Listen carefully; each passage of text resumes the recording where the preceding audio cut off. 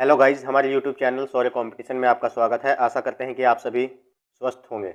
आज हम आपको 12 मार्च 2024 करंट अफेयर्स के अति महत्वपूर्ण क्वेश्चन बताने जा रहे हैं जो आगामी परीक्षाओं जैसे यूपी पुलिस री exam, SSC GD, MTS, CGL, RRB, loco pilot, NTPC, RPF सभी परीक्षाओं के लिए अति महत्वपूर्ण होंगे। चलिए शुरू करते हैं। Question number 1। हाल ही में 10 मार्च को सीआईएसएफ स्थापना दिवस के रूप में मनाया जाता है। सीआईएसएफ का आदर्श वाक्य क्या है? ऑप्शन नंबर 1 सर्वव्यापी सर्वशक्तिमान सुरक्षा, ऑप्शन बी संरक्षण और सुरक्षा, ऑप्शन सी सेवा और निष्ठा, ऑप्शन डी समर्पण और सेवा। तो देखिए इसका सही आंसर हो जाएगा ऑप्शन नंबर बी संरक्षण और सुरक्षा। देखिए सीआईएसएफ के बारे में और कुछ जानकारी देखते हैं। सीआईएसएफ भारत के 5 केंद्रीय सशस्त्र पुलिस बलों में से एक है। सीआईएसएफ केंद्रीय सार्वजनिक क्षेत्र के उपक्रमों को सुरक्षा प्रदान करता है, जैसे परमाणु ऊर्जा संयंत्र, अंतरिक्ष प्रतिष्ठान, खदानें, तेल क्षेत्र और रिफाइनरियां, प्रमुख बंदरगाह, भारी इंजीनियरिंग इस्पात संयंत्र, बैराज, उर्वरक इकाइयां, हवाई अड्डे और जल विद्युत जैसे क्षेत्र केंद्रीय सार्वजनिक क्षेत्र उपक्रमों के स्वामित्व और नियंत्रण में है और भारतीय मुद्रा का उत्पादन करने वाला मुद्रा नोट प्रेस सीआईएसएफ द्वारा संरक्षित रहता है। और सीआईएसएफ भारत के अर्धसैनिक बलों में से एक अद्वितीय संगठन है जो समुद्री मार्ग, वायु मार्ग और भारत के कुछ प्रमुख प्रतिष्ठानों के लिए काम करता है। सीआईएसएफ का गठन 10 मार्च 1969 को हुआ था। सीआईएसएफ गृह मंत्रालय के अंतर्गत आता है और सीआईएसएफ के वर्तमान महानिदेशक जो हैं वो नीना सिंह हैं। Next question. हाल ही में 2024 में शुरू किए गए जल शक्ति अभियान कैच द रेन अभियान का विषय क्या है? ऑप्शन नंबर 1 जल संरक्षण, ऑप्शन नंबर बी जल सुरक्षा के लिए महिलाओं को सशक्त बनाना, ऑप्शन सी जल संसाधनों का सतत प्रबंधन, ऑप्शन डी नारी शक्ति से जल शक्ति। तो इसका आंसर हो जाएगा नारी शक्ति से जल शक्ति। यह अभियान जल संरक्षण और प्रबंधन में महिलाओं की अभिन्न भूमिका पर जोर देता है। यह अभियान का 5वां संस्करण है और राष्ट्रीय जल मिशन के अंतर्गत आता है। अभियान का उद्देश्य महिलाओं को सशक्त बनाना और जल सुरक्षित भविष्य सुनिश्चित करना है। एस्क आयोजन जल संसाधन, नदी विकास एवं गंगा संरक्षण विभाग, पेयजल एवं स्वच्छता विभाग के लिए सहयोग से किया जाता है। लॉन्च कार्यक्रम में जल संरक्षण के प्रति सामूहिक प्रतिबद्धता का प्रतीक जल कलश समारोह आयोजित किया गया। कार्यक्रम के दौरान जल संरक्षण के महत्व और महिलाओं की भूमिका पर प्रकाश डालने वाली लघु फिल्में और वृत्तचित्र दिखाए गए। केंद्रीय मंत्री श्री गजेंद्र सिंह शेखावत ने जल संरक्षण के महत्वपूर्ण महत्व और इस प्रयास में महिलाओं की अनिवार्य भूमिका पर जोर दिया। Next question. हाल ही में मार्च 2024 में पीएम मोदी द्वारा उद्घाटन की गई दुनिया की सबसे लंबी बॉय लेन सुरंग का नाम क्या है? ऑप्शन 1 सेला सुरंग, option B Banihal Qazigund road सुरंग, option C Trivandrum port railway सुरंग, option D Pir Panjal railway सुरंग। तो ये जो इसका आंसर हो जाएगा ऑप्शन नंबर ए सेला सुरंग। चलिए इसके बारे में और जानकारी देखते हैं। पीएम मोदी ने अरुणाचल प्रदेश के ईटानगर में सेला सुरंग का उद्घाटन किया। उद्घाटन के दौरान पीएम मोदी ने वर्चुअल तरीके से सुरंग के जरिए पहले काफिले को रवाना किया। सेला सुरंग परियोजना 2019 में शुरू की गई थी और यह ईटानगर अरुणाचल प्रदेश में स्थित है। यह दुनिया की सबसे लंबी 2 लेन वाली सुरंग है जो 13,000 फीट तक फैली हुई है और इसमें 2 सुरंग और एक लिंक रोड है। सुरंग का उद्देश्य तवांग क्षेत्र को हर मौसम में कनेक्टिविटी प्रदान करना है। उन्होंने पूर्वोत्तर भारत को देश का विकास इंजन बनाने सरकार की प्रतिबद्धता पर जोर दिया। पीएम मोदी ने पूर्वोत्तर में महत्वपूर्ण बुनियादी ढांचे के विकास पर प्रकाश डाला, जिसमें पिछले दशक में 6,000 किलोमीटर से अधिक राष्ट्रीय राजमार्गों का निर्माण भी शामिल है। वहां पर अरुणाचल प्रदेश में उन्नति योजना भी शुरू हुई है। Next question. हाल ही में राष्ट्रीय अभिलेखागार द्वारा अपने 134वें स्थापना दिवस पर शुरू की गई डिजिटल प्रदर्शनी का नाम क्या है? ऑप्शन 1 सुभाष समारोह, ऑप्शन बी बोस पर्व, ऑप्शन सी सुभाष अभिनंदन, ऑप्शन डी आज़ाद हिंद। तो इसका आंसर हो जाएगा ऑप्शन नंबर सी सुभाष अभिनंदन।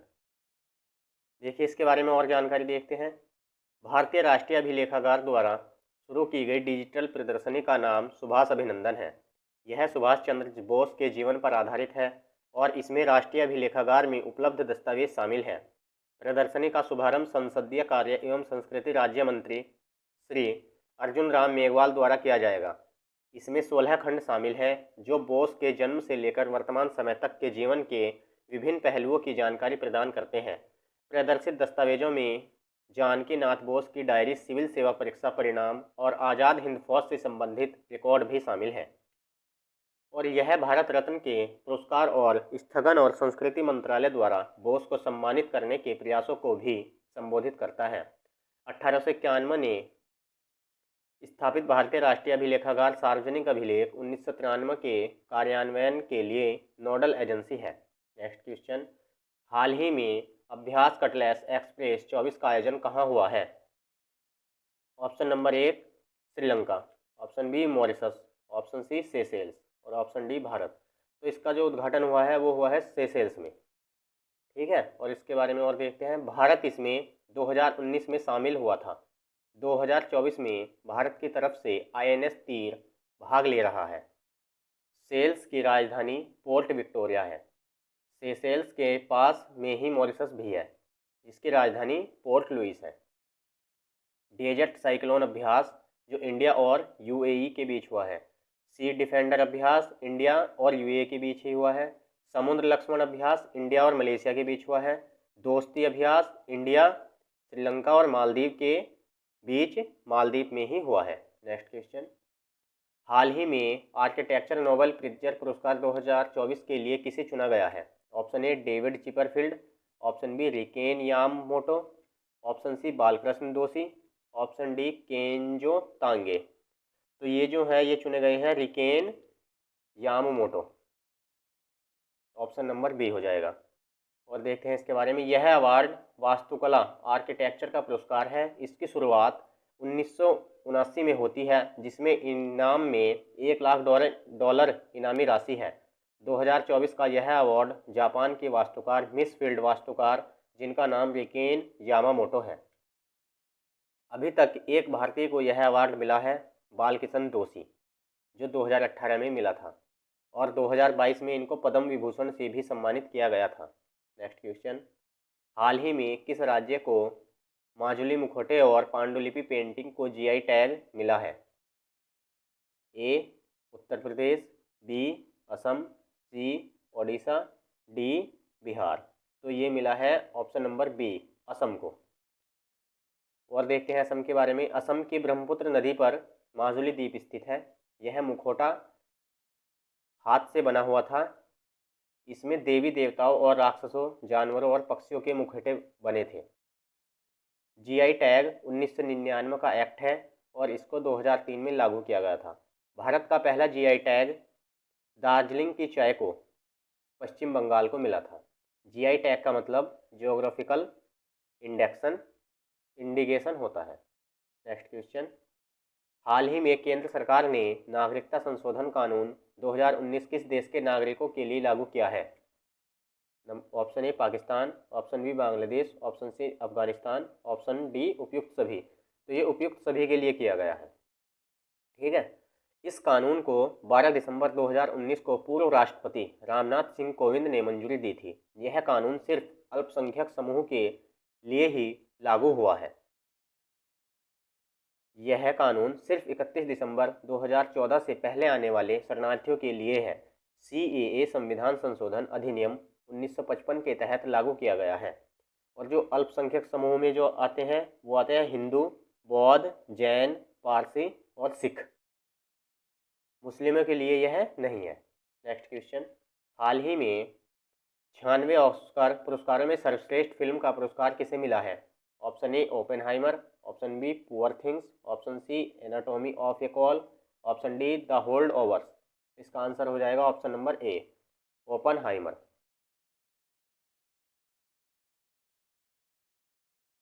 ओपेनहाइमर। यह अवार्ड USA में लॉस एंजल्स नामक स्थान पर दिया जाता है, जिसे हॉलीवुड सिटी के नाम से भी जाना जाता है। नेक्स्ट क्वेश्चन, हाल ही में सात्विक और चिराग की जोड़ी ने वर्ष 2024 का पहला कौन सा युगल खिताब जीता है? Option A China masters, option B Malaysia super, option C India super, option D French open. तो इसका जो आंसर हो जाएगा फ्रेंच ओपन। ठीक है।